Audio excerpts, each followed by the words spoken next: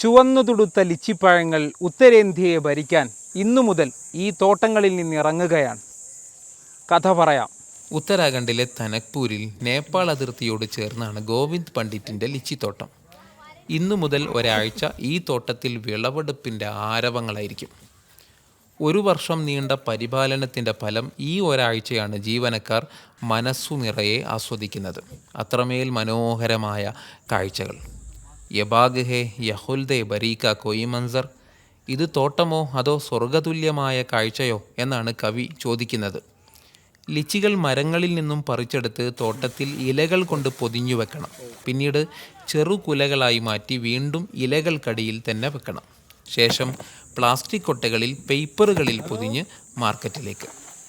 വെയിലും വെളിച്ചവും ഏറ്റാൽ വളരെ വേഗം ഇതിൻ്റെ പുറത്തെ നിറം കറുപ്പിലേക്ക് നീങ്ങും. അതുകൊണ്ടുകൂടിയാണ് തോട്ടത്തിൽ പോലും ഇവ ഇങ്ങനെ ഇലകൾ കൊണ്ട് പൊതിഞ്ഞു വെച്ചിരിക്കുന്നത്. തനക്പൂരിൽ റോഡിനിരുവശങ്ങളിലും ലിച്ചിത്തോട്ടങ്ങളാണ്.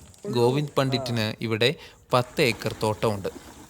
വിളവെടുപ്പിൻ്റെ ആദ്യ ദിനം തന്നെ ഇവിടെ എത്തിച്ചേരാനും ജീവനക്കാർക്കൊപ്പം അതിൽ പങ്കെടുക്കാനും സാധിച്ചതിൻ്റെ സന്തോഷത്തിലാണ് ഇപ്പോൾ ഞാൻ.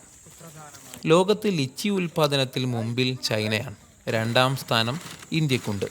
ബീഹാർ, വെസ്റ്റ് ബംഗാൾ സംസ്ഥാനങ്ങളിലാണ് ഇന്ത്യയിൽ ഏറ്റവും കൂടുതൽ ലിച്ചികൾ വിളവെടുക്കുന്നത്.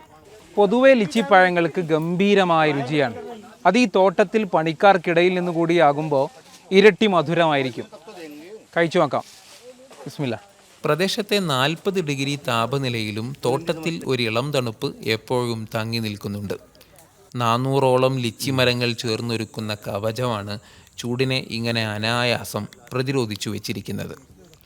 ഒരു തൈ നടുമ്പോൾ ഒരു തണൽ നടുന്നു, നടുനിവർക്കാനൊരു കുളിർനിഴൽ നടുന്നു, പകലുറക്കത്തിനൊരു മലർവിരി നടുന്നു എന്ന ONVയുടെ വരികൾ ഓർമ്മയിലെത്തുന്നു. നമ്മുടെ രാജ്യത്തിൻ്റെ കഥകളിൽ രുചികരമായൊരു അധ്യായം വിവിധ ഫലങ്ങളുടേതാണ്.